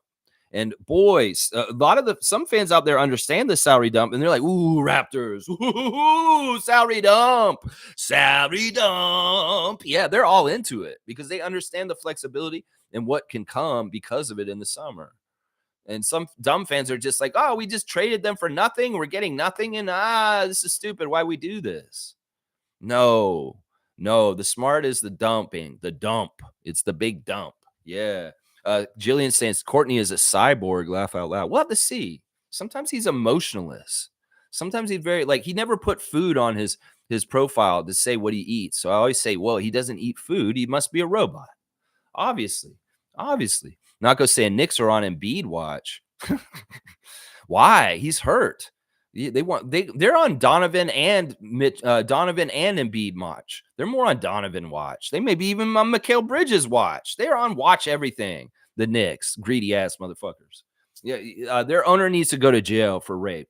Let's see. Isaac saying because a $1 billion owner named Roger sucks. There you go. Wednesday. Okay. Fiercey's got MVP of the world, Dennis Schroeder on blast. Nameless saying, I applaud the front office's ability to recognize their mistakes and correct them quickly. The Dennis signing was a mistake, obviously. Bullshit. Bullshit. Nameless, I'm going to give you a fucking strike for that one. All right, that's your first warning. Don't go in this direction. Seriously. Seriously. That wasn't a mistake. We needed to shore up things after Fred left suddenly, and that was the best option available at that time. Now, I will say this. We got Emmanuel quickly. In some ways, Dennis was as necessary as our point guard, our lead guard at that point. So fucking bullshit, Nameless. This is not bash Dennis Day because he got traded yesterday. Fucking watch yourself. Seriously. Seriously, I'm warning you, my paisano. You're pissing me off. If you have more comments that bash Dennis below where I'm going to read, you need to take them back right now because I will fucking strike you out and kick you out of this channel if you're fucking bashing Dennis in his absence. No, we honor good standing Raptors. He's a good standing Raptor. Just because you personally don't like him doesn't mean this is come in and bash and kick Dennis now he's gone hour. Fuck that shit. This is positive Raptor space. He's a positive Raptor. We love Dennis Schroeder. You want to fuck with him? You're fucking with me then. And I will kick you out. I will kick you out of this stream because that's negative action what you're doing right there. That's negative shit that you're doing right there. And we ain't having it. Smooth saying Dennis and Thad were de facto player coaches for Darko. Now both are gone. Does that mean Darko is on the hot seat? No. What is this logic with you guys today? Nameless and Smooth, you're both kind of questionable right now. What do you mean Darko's on the hot seat? He's not on the hot seat. That's not what. Where is this logic you're getting today, Smooth Brown Man? We need to Winder shit a little bit better right now with you. First of all, that rumor about Dennis is idiotic because he was in bed sleeping. It's not like if he really want to be out there, he would have been on bated breath waiting to see it. So no, that's not true. And this doesn't make any fucking sense. No, the coach is a coach. It doesn't have anything to do with this. Like, listen, we still got Garrett Temple. We have a vet. We have a bunch of vets. Kelly Olynyk is a new vet on our team now. Chris Boucher is still a vet. You know, we have vets on our team. I don't understand this logic. Why do you come to this conclusion when you say, oh, Thad and Dennis left? Well, is now Darko on the hot seat? That's not related. That doesn't make any sense. Seriously, think about it. Come on now. Jill's saying Dennis wasn't a perfect fit, but yes, I liked him. Yeah, all right. I'll admit he wasn't exactly a perfect fit, but you know what? He was a way better fit than y'all give him credit. In some ways, his game is what his game is, and I don't hate it. You know, some people were saying it's like, look, the way he changed speeds is awesome. The way he controlled the game and the tempo was important. There's so much stuff that he was doing for our team that casuals and idiots that don't watch basketball closely don't understand. He was holding our team. He was doing Fred shit that is necessary, like controlling the tempo and being a leader and organizing and doing all kinds of stuff on there. We would look way more disorganized. Ask Oren Weisfeld. You can ask Oren Weisfeld. He would tell you right now, Dennis Schroeder was doing so much to keep us organized and together. And we're going to miss him. You're going to feel it already. You're going to feel it tonight. Watch. In some ways, we may have a worse bench tonight because Dennis is not here still. Seriously. We may have to watch our bench again. We were really nicely doing things with the bench since Dennis was on the bench being the backup point guard. That's what I'm saying. The backup point guard is so fucking important. That's why I'm so mad at Malachi. Is because when we had Dennis being the backup point guard, well, we had a fucking bench, didn't we? In the last little while Dennis was coming off the bench. So he was doing important things. Trust me, he was doing really, really important things. Let's see. Let's see. Jill saying Darko staying. Yeah, I don't understand this talk. Fiercely saying Fred did his own tribute video. Solid one. Raptors will need to step it up tonight. Yeah. Yeah, we'll do a good thing for him tonight. I'm excited about it. I wish he was playing, but it is going to happen. Jill saying Chris Walder. Yeah, fuck that guy. He's an idiot. First of all, his tweets are dumb. I stopped following him. He doesn't fucking know what he's talking about. Thinks Darko will become an assistant. Yeah, he's an idiot. He's an idiot. He's an idiot. Where is this kind of lateral move that this would happen? Like, where's once again, let's Winders this shit. Let's use logic. If he's not the head coach, he's fired. He's not on the team. How the fuck does he move to assistant coach? Like, seriously, I don't know. Chris Walder, you're a dumbass. I stopped following you on Twitter like 2 years ago because you said so much stupid shit. I'm like, this guy is not intelligent. He's acting like he knows Raptors. He writes Raptors. He says shit. He doesn't know what he's talking about, Jill. Don't listen to him. How the fuck do you go from being the head coach to the assistant coach? That doesn't happen. You get fired. You do not move down like that. No, he's an idiot. Whatever he said is he's so dumb. He's so dumb. Jill, have fun at pickleball. Kevin's saying, do you think we land a top 6? I doubt it. I don't know. I have no idea, Kevin. In some ways, we just got to play it like it's gonna. It's like, let's see where we lie on the green, and then we'll figure out how to putt this. I have no idea. Seriously. In some ways, I want to see how good we are with Kelly and these guys showing up. I want to see if we can play for a play-in. In some ways, I may be willing to give up that San Antonio pick this year because this draft class sucks, and we've got other first-round picks. In some ways, we're going to have to give them a first-round pick at some point. So why don't we just get it the fucking way and win still and get a play-in game and give Scotty that experience? I don't know. In some ways, everybody's saying, oh, I don't know which direction they're going. Well, in some ways, we're flexible, and we'll have to see. If we win and we get that top 6 pick, that'd be awesome. It depends on whether we win or not. It really does. If we lose a lot, it seems like we're losing on purpose, or we're doing some of the stuff it seemed like we did recently, yeah, we're going for that pick to try and keep it. But if we're winning more games and we're actually moving up in the standings a little bit and maybe getting into the play-in bracket, well, that's the way we're going. We're just going to have to see how they do it. Once again, the focus is on development. It's not on winning.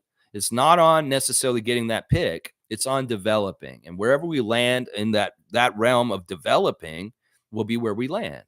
And we just got to go with the flow and see how it happens. We'll see how it goes. We could win more than we lose. Who knows? Maybe. I don't know. Probably not.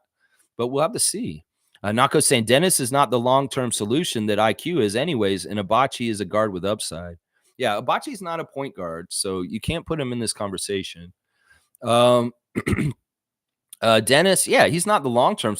He was supposed to be here. He was under contract for 2 years. We signed him for 2 years. So he would have been here next year under contract if we had not traded him. So he was under contract to be here next year, but we traded him. So that's how it is. Smooth saying Kelly will sign an extension with Toronto. I could see that. That makes sense. That may be the thing you said that makes sense first so far today. That is the one thing I will say makes sense so far. Monique saying, good morning, Raptor Freak family, and happy game day. Let's get it done tonight. Thank you, Dennis, for everything. There you go. That's the right way to say something, Nameless. Thank you, Dennis, from the super fan Monique Lawrence. A real one. There's a real positive fan who really, really loves her team and loves the people who put in service and play for them. That's right. Happy game day. Let's get it done. That's right. Cool Cat saying, good morning, Raptor Freak crew. Raptors' busiest trade season in a while. No lie. I always wanted Kelly Olynyk for years on the Raptors as a stretch center. Better late than never. We have a vet that actually plays. Yeah, our vets played before too. Come on, you can't slate Thad like that. The thing is, these vets have not played like Otto and Garrett because we haven't needed them in certain ways. Kelly's going to play for sure, and he's going to definitely be our backup center. And they even said in the press conference yesterday, expect Kelly to play with Jakob at times because they can fit out there at the same time. Jakob play 5 and Kelly can play 4, and we can have a very large lineup. When you think about that, Scotty could be the 3 or the 2 or the 1 with both those guys out there. He can play with them also. So we could have a very big lineup with Pirtle and Olynyk out there, an OP lineup. That's what I'm going to call it. The Olynyk Pirtle lineup, the OP lineup.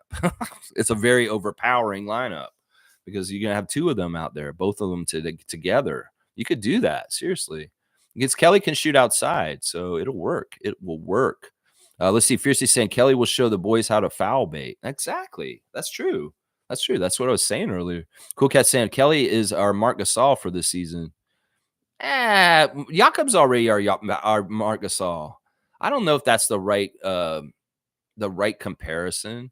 I don't know. Kelly Olynyk is not like. I think Jakob's more like Mark Gasol in some ways. Mark didn't really shoot threes. Seymour saying OG has never played a full season healthy. Thank you, Masai. Thanks, Bobby.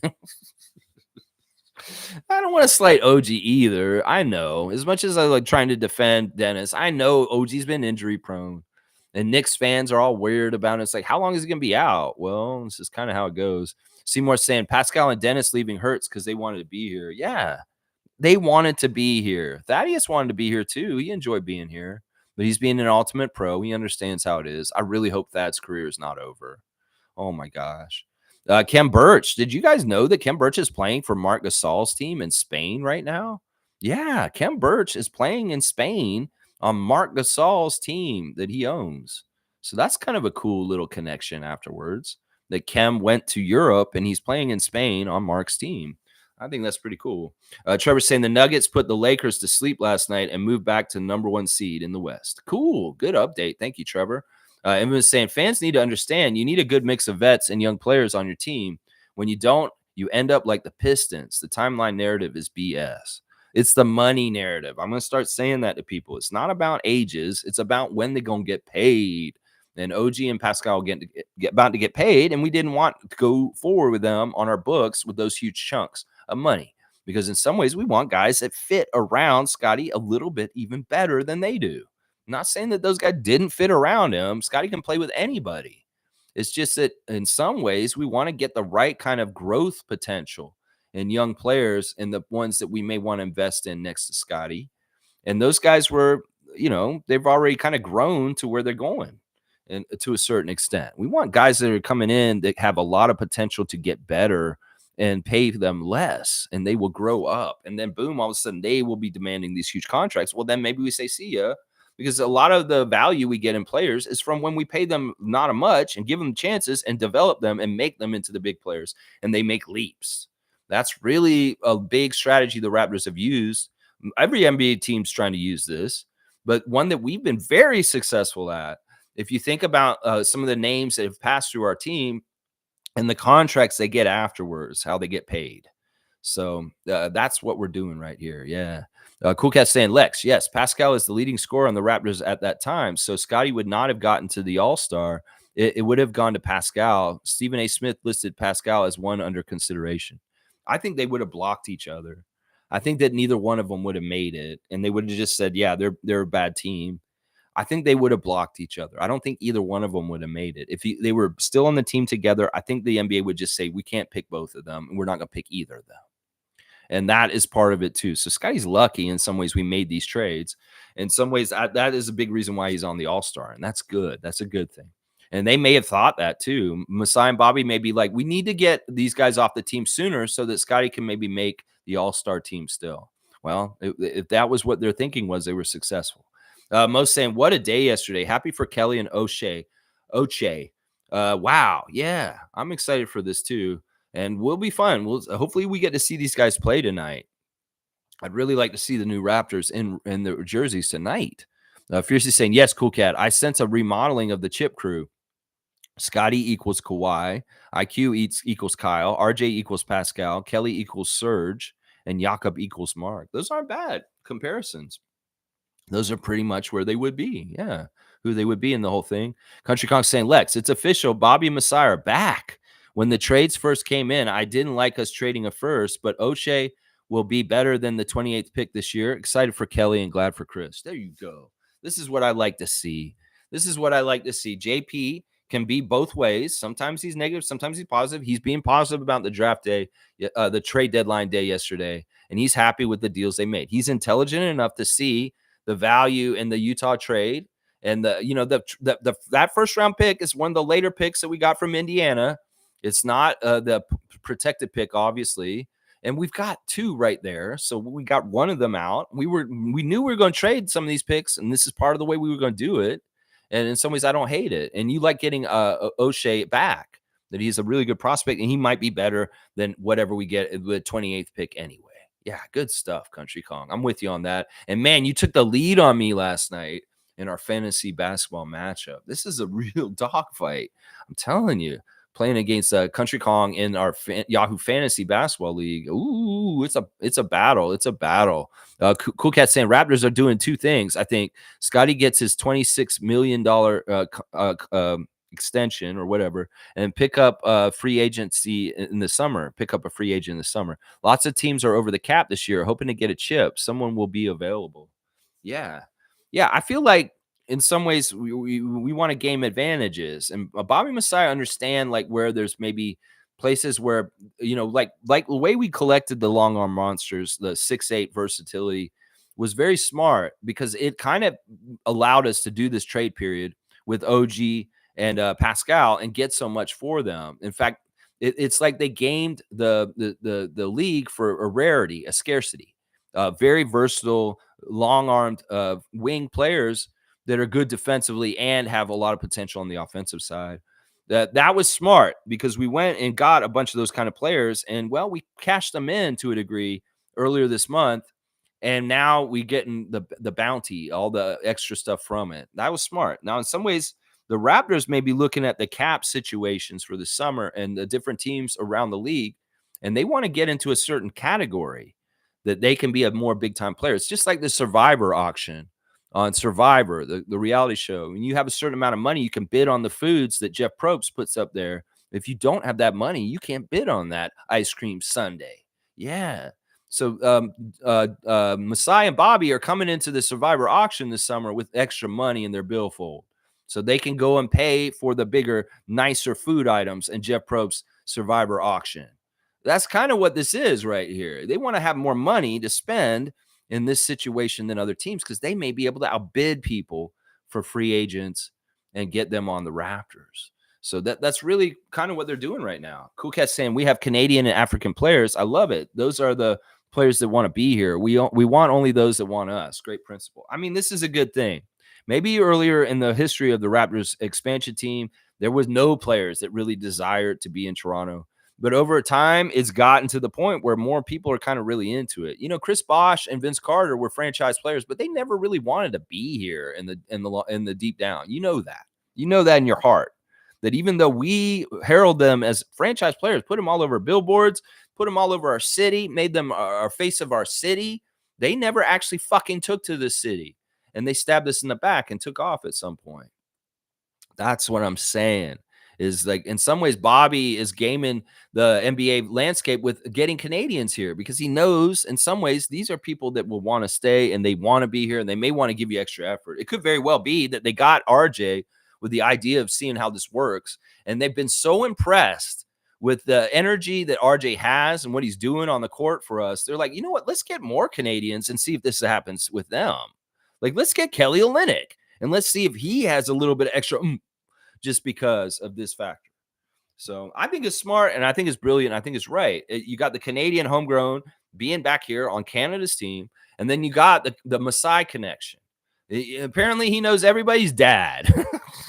He knows Jordan Wara's dad. He knows RJ Barrett's dad. He knows O'Shea Abaji's dad.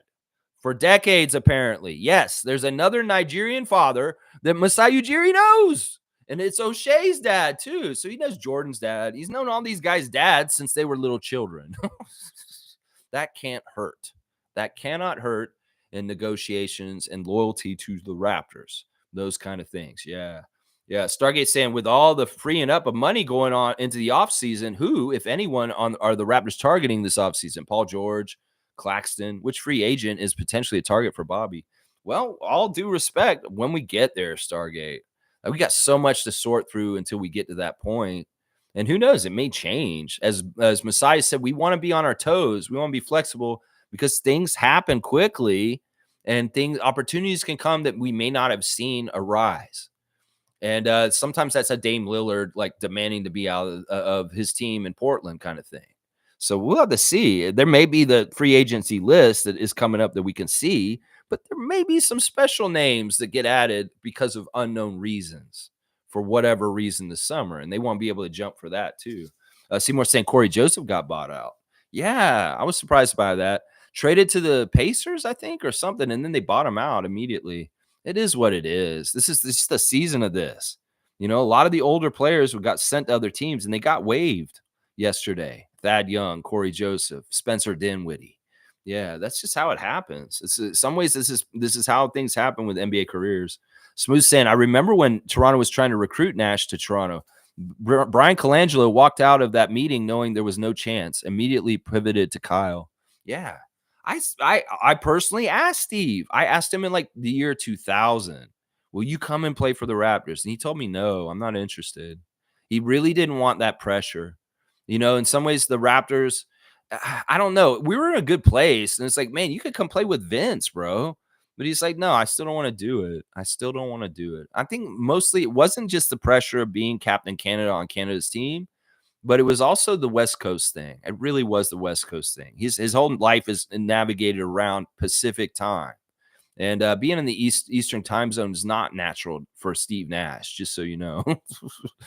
Cool Cat saying, the OG and Pascal tree giving us an entire basketball team. That's conversion of valued assets. That's the way you do it. That's textbook GMing. You get these guys very late first round picks. You invest, you build them up, you make them into top level players, and boom, you cash in on them and you renew. You renew the whole process. That's exactly it right there. Fiercely saying, Masai and Bobby did magnificent yesterday. Anyone with critical thinking skills can see it, but I won't pass judgment on trolls name calling each other. Yeah, Fun Guy was in there calling me Baldy. Fun Guy was so, like, he saw me in there and he's like, yeah, you fucker, you're in here. And he's talking shit to me and some other idiot from before too. And he called me Baldy. He's like trying to put me down. I was like, I don't care about that, man. I've really laid to rest any vanity about my hair a long time ago. I just feel very grateful that I look good with a shaved head. I do still have my hair. It's just that it's so light and thin. You can't see it, even if I grow it in. So I just shave it off. I just shave it. But yeah, that was funny. Fun Guy was getting at me. I still want you to come in here, Fun Guy. Come on. An unassumed name, a new name. Come in here and attack me like you were threatening to in other spaces. I heard about that. Let's see. Trevor saying front office bringing in players who play with each other. Flamus, stronger culture. Flamius. That's a pretty interesting word. I think that it's a good, smart thing. You got connections, O'Shea and Grady, Kelly and RJ. These are good connections. Most saying, to those who wanted Chris Boucher gone, shut up. And let's go, Chris. Too happy for words. You know what? I'm going to give you a dunk, Monique, for standing up for our guy, Chris Boucher, and telling him to shut the hell up. Exactly, Monique. I'm so proud that our guy who has a championship ring is still on our team. We need this guy on this team. Some fans, or some people out there want to eradicate all championship traces of the Toronto Raptors 2019 team. Well, Chris Boucher is the last one on the team, and they want to just get that final one out of there. Ooh, don't do it, Bobby. Don't do it. And he didn't. Thank God. Thank God. Nako saying we're still not as bad as the Wizards, the Pistons, the Grizzlies, the Spurs, and the Hornets. We're very close to the Grizzlies. In fact, just recently, I think because we won against the Charlotte Hornets, it put us above the Grizzlies. So in some ways, that's what I'm saying. When we lose, we're actually winning too at the same time. So if we win, we win. We get to enjoy the win. We have a good time just like we did on Wednesday. But if we lose, remember, there's a prize in that also for the rest of the year, Raptors fans. In some ways, we don't want to be half-assed and do either way. Either we want to do one very well or the other very well. In some ways, that's the smart thing to do. Blackhawk saying the head of the table is here. Raptors freaks, acknowledge me. Wow. All right, Blackhawk. He's ready for WrestleMania. A lot of people are mad at The Rock. The Rock's supposed to be the hero, supposed to be the cheered one, but everybody sees what's happening with Cody Rhodes, and he is the villain. He is the villain. Oh, wow, it's so crazy. You want to be the head of the table? Well, you got to fight Roman Reigns, Blackhawk. Cool Cat saying, I also love that Bobby said Scotty is the point guard for the remaining season as the remaining of the season as his development. Scotty gets a chance to try his dream role without anyone blocking that path. Yeah, once again, I'm anti this. You know what? You talk about this so glowingly, like this is a good thing. This isn't a good thing. This isn't. And I still don't think this is exactly true. I know Bobby said he's going to develop him to become a point guard, but I don't think it's going to be right away. I don't know. In some ways, I feel like All right, if we're going to jump in the deep end of losses, go ahead. Just let Scott run the team. We will lose while he's running the team, just so you know. It's not a good thing in some ways, but if we're going to do it, we might as well do it, bite the bullet, do it in the time when we're going to lose anyway. So maybe it is a good idea. Maybe it is. Yeah, honestly, I don't like you describing this as his dream role. In some ways, we don't need to be doing this kind of shit because it's romanticizing this whole thing. Scotty is a basketball player. In some ways, he's a positionless basketball player. The whole Scotty point guard thing is annoying and stupid. We know that I've been very much on this side of things with this. He's going to play point guard kind of roles anyway, but I still think it's a waste to have him called the point guard or do that. Sure, he may be on a starting lineup with Immanuel Quickley, and Immanuel Quickley may be the point guard, and he may shoot more than pass, and Scotty may pass more. Yeah, that may be what the arrangement is in the long term. But I still don't like calling him a point guard. He's not a guard. He's a forward. He's a center, closer to doing that. And he can be a point forward just like Scottie Pippen, but he's not a point guard. I'm sick of people calling him a guard. He's too big. And at this point, our team doesn't have enough big guys to call him a guard. He can't do it.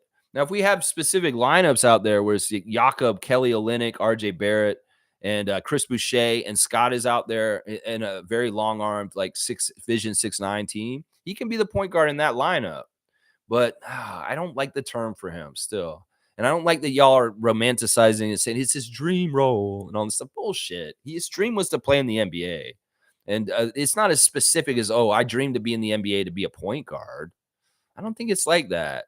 I think that in some ways the fan nation's doing a disservice by coveting this and romanticizing this way too much. Like particularly Scotty fans.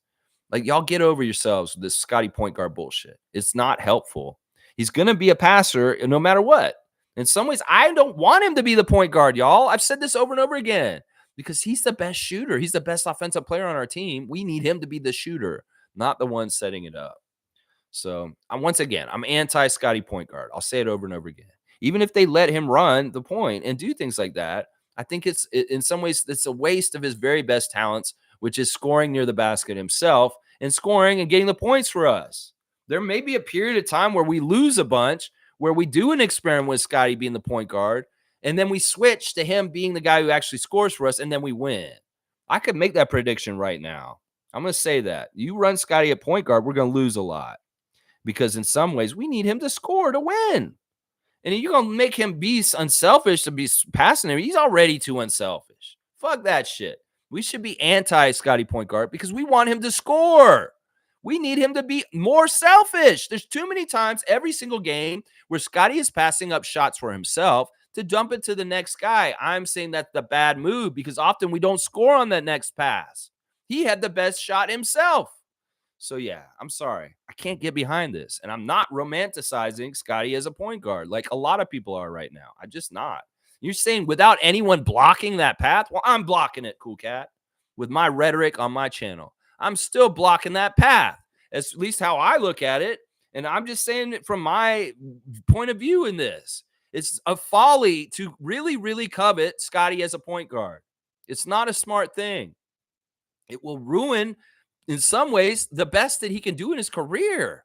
In some ways, it's like if you look at the past, he's like, Scott, you could go and be a point guard and set up everybody else more. Or you could be the guy who gets the ball like Giannis or LeBron and be the man.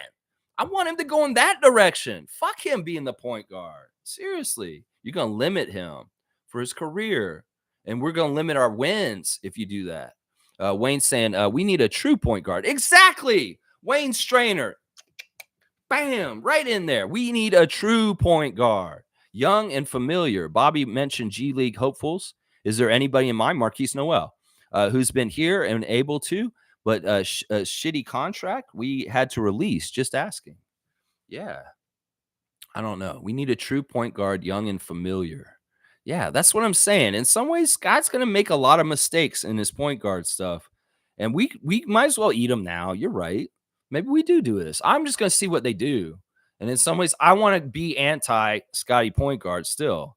I'm going to say y'all can say point forward, but point guard's a misnomer. It's a misnomer. He's a forward. He is not a guard. Let him be just a point forward And also let him shoot more, please.